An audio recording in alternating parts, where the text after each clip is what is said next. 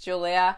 I've been working on a feather design this week. I put them on shirts and a pillow and a couple different other items, and I wanted to do a framed picture of a feather.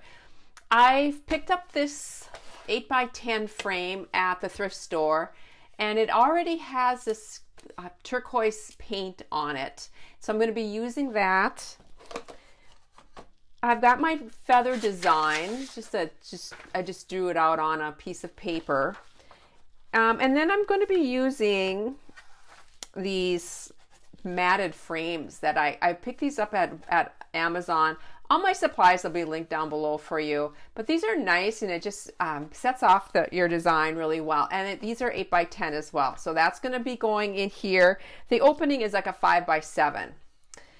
Another thing that I'm going to be doing, I'm going to be using a little bit of Solvay stabilizer, which is a water-soluble stabilizer. I'm going to trace my design on that, and then I'm going to free motion stitch, and you'll see me do that right onto this piece of canvas. Now this canvas I used in last week's project. I did a raw edge tote bag using this canvas. It's 100% cotton. It's a 10 ounce, and I can't really see through it. Like if I were to take this to a window and put my design underneath and trace it, I wouldn't be able to do it. It's just too thick. And so that is the reason why I am going to be using the water soluble stabilizer. And another thing I did with this canvas is I did iron it using a starch, Savvy Quilter's starch, and it's crisp, and it just turned out really neat, and it's got wonderful frays. So that's going to be for the feather. And then I'm also thought for just the background, I'm going to put, this is just a piece of scrap fabric. If you can see it, it's got some of the same, let me turn off a light here. Oh, that didn't really help, but it's got some of the same colors as the frame in it. So that's going to be glued to the backing, and then this is going to be over the top, and then the feather is going to be in here. And then I'm going to color the feather. I'm not sure yet. I might just use my watercolors, or I might use Inktense pencils or blocks, or haven't decided yet on that, but let's get started on this. I brought out my trusty glue stick, and I'm just going to cover the back of this mat board, and then smoothing out this piece of fabric, just using an old gift card there to smooth that out. And now onto my design. I have just a small piece of that stabilizer to cover that feather, and I'm just drawing right on the stabilizer. I'm using a Uniball pen for this, and I'll link that down below. Ballpoint pens don't always write very well on this, but I found that this pen does. I'm just going to attach that with a couple pins right onto my canvas. And now I'm at my sewing machine, and I do have my free motion foot on. My feed dogs are dropped, and I have just regular all-purpose thread. My stitch length is at 0, and I am just covering this little stitching on this right over the top of this stabilizer. And I do get off a little bit. It doesn't matter. I just keep going with it. And I just went around this one once. Sometimes I go over my designs twice, but this one I just did once.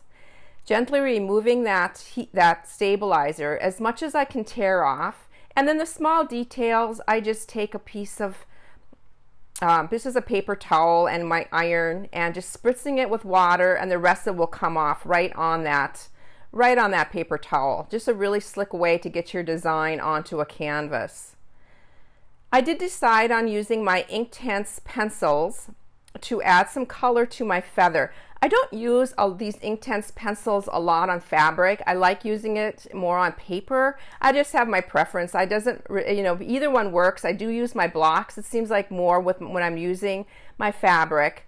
But I thought I would give my Inktense pencils, just get them out of the hiding spot that they're in, and just break them out and work with these. I've chosen I think I have 4 or 5 different colors, and they're in the blues and greens. And I'm just putting that color on first.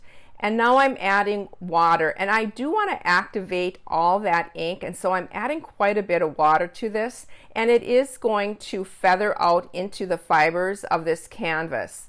And I'm okay with that. I'm going to be adding some splatters later too, and just really emphasizing that this paint is going to go all over. The trick with these Inktense I found on fabric is they really lighten when they're dried, and you'll see that in a little bit. So I'm going to be adding several layers of this ink right onto this feather and letting it dry in between times. Now I'm going to be adding some splatters, and I'm just taking my pencil, and this is just a thrifted white plate that I picked up, and I'm just adding that ink right on that and adding water, and then just doing my splatters with my brush. Again, just adding a different color, adding the water, and then doing the splatters. Going back in with some more of my ink. Now that my feather is wet, that ink is really going to be intense. And here's when it's dry. Like I said, it lightens quite a bit. So I'm on to another layer. I think I added 3 or 4 layers to this. And on this one, I'm a little bit more just intentional in where I'm putting it more on the tips and then drawing it in, the water inward.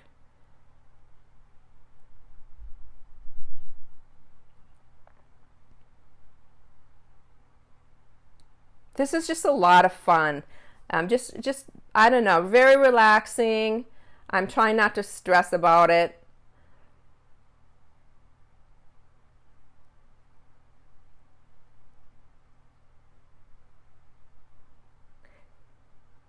These Inktense pencils really blend well. They're fun, really fun to work with. I'm on to just doing a stamping here. This is an old stamp, and it's not available anymore. But I'm using my archival ink by Ranger, which is a permanent ink. And I'm just using a piece of lightweight muslin for this. And I ripped it. I want that ripped torn edge. Just kind of figuring out where I want to add this word, and I've decided to put it right on the frame or the mat. It just fits quite well down there.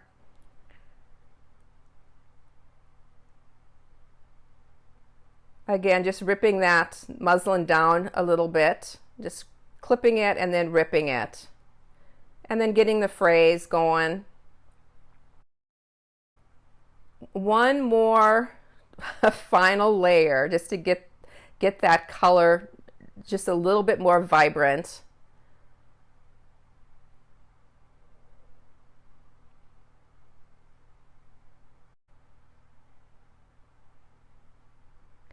I'm using my Pitt pens, and I'll link these down below again, and I want just to darken the tips of the feather and then draw the veins or whatever in a little bit, so you can see me there.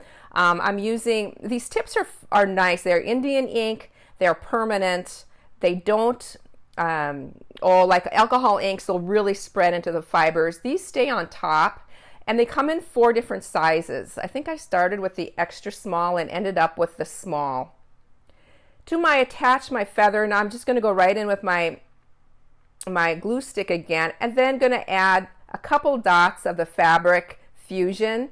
I don't want this glue to get where it's not, I don't want it. So I just put a couple dots of that on, and then just going to smooth this down. And then the Free Spirit, I decided to use just a double-sided tape for this. This is an 1/8 inch double-sided tape, and it's very, very strong. I could have used it for the feather too. I didn't think about it. So either one would work. I knew I didn't want to use glue on this lightweight muslin. I thought the glue would show through. And here's what it looks like in the frame. Thank you, everybody. Here's some pictures at the end. I hope you enjoyed this. It was just a lot of fun to work with the Inktense pencils on fabric. Bye for now. Have a great week.